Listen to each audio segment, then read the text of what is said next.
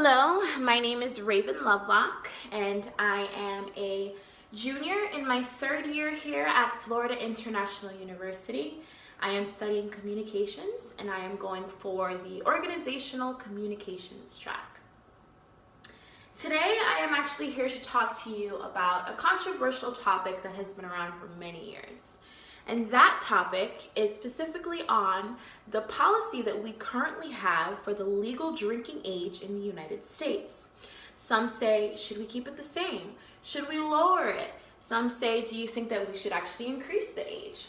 Well, personally, I'm here today to tell you and propose to you that we should actually keep the drinking age the same where it is. And I have some main points that I'd like to address with you and being able to determine why I feel that that is the right choice. We can go ahead and discuss the health reasons that come with that, the safety reasons that accompany that as well. We'll go over some polled survey results, and then of course, my favorite, we're definitely going to address some hot debatable arguments topics so that we can go back and forth in terms of what's correct, what's incorrect, what has research data to support it, and ultimately what our overall solution can be. So first we're going to go ahead and start with the safety topic. Now, when it comes to the drinking age for the United States, that comes paired a lot with safety in terms of driving and traffic, and also for health reasons as well. But let's stick to safety for right now. So the National Highway Traffic Safety Administration says that through 2002, we were able to save an estimated 22,000 lives based on our current drinking age. In addition to that, we will also be currently able to save 1,000 lives a year. And I don't know about you, but to me that sounds like a pretty large number, especially when it comes to it possibly being a neighbor, a family member, or someone even closer to home. So I think that those odds are pretty good in terms of keeping the drinking age at the same point, especially when there is no evidence to support that lowering the drinking age will be able to save lives at all. In addition to that, the drinking age at where it currently has been has reduced traffic deaths by 89%. That is ridiculously high. And that is among youths, of course, between the age of 15 and 20. So we're saving 89% of our youths from the age of 15 to 20 based on the fact that our drinking age is 21. Why even decide to lower? Why decide to make our youth susceptible to becoming alcohol abusers at a lower age than even 15? I think that the legal drinking age that we currently have keeps a stamina in terms of where our youth should be allowed to divulge in alcohol consumption. We've also been able to prevent 600 suicides and 600 homicides in women annually. And overall, it's a smarter choice in terms of safety. I think that traffic violations, alcohol consumption deaths, all of these points will definitely be something that we can look over and see are positive outcomes for what we're looking at. And of course, this is just one main issue that has to be considered and addressed when discussing the legal drinking age. That's safety. Another main point that I wanted to discuss with you today is health related. Now, of course, there are some debates to this. However, research does show that our drinking age as it is today is the smarter choice in terms of saving lives. And I think that's the ultimate decision maker here. When it comes to the livelihood of humanity, if something can save lives, if something is proven with data that we're able to make a difference, then why not stick to it, or why not make those changes? And we're already there, so there is no need to make those changes. The Washington Post actually posted an article a couple of years back saying that the highest prevalence of alcohol dependency among U.S. drinkers is between the ages of 18 and 20 years old. Again, why lower the drinking age? Don't you think that there will be a trickle-down effect in where if the drinking age is at 18, we'll now have a dependency on youth that are under the age of 20 and 18? So that's some food for thought. And then, of course, the number one important reason why the drinking age is great at its current stage is because of brain development. Believe it or not, in our adolescence today, we are still developing our brains all throughout our 20s. And for us to decide to lower the drinking age to an age in which we are still developing will probably be a wrong move. It's going to be affecting our emotional development, planning, and organization. And then, of course, we're going to become more susceptible and more vulnerable to dangerous, risk-taking behavior.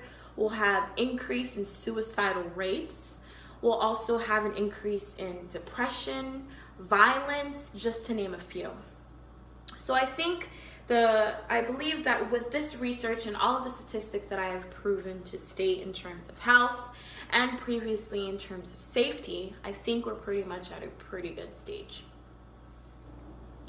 Moving forward, we can go ahead and discuss polled surveys. So I did grab some research and I was able to look at in addition to the National Highway Traffic Safety Administration, I was able to look at some polled surveys from the United States American Council of Surveys, and I was able to see that 77% of American citizens opposed lowering and or hiring the drinking age, which leaves 21% for those saying that we should. Here's some even more interesting facts. 29% of those voters drink occasionally. 35% of those voters drink regularly, and 18% never drink at all. So over 50% of those that chose to keep the drinking age the same were people that were involved in drinking alcohol. Now, another wonderful fact that I found out as well is the fact that support for keeping the drinking age where it is supportive in those with higher levels of education. So that's some food for thought as well.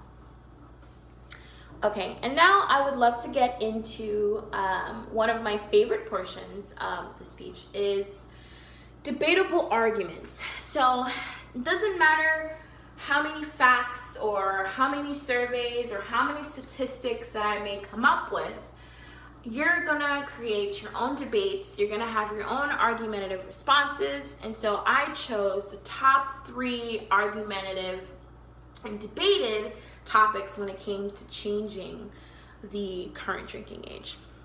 So the first one that I have is more so of a, I guess, personality, holistic, spiritual approach, where some may argue that the younger you're exposed to alcohol, the safer you are when you become older from drinking too much.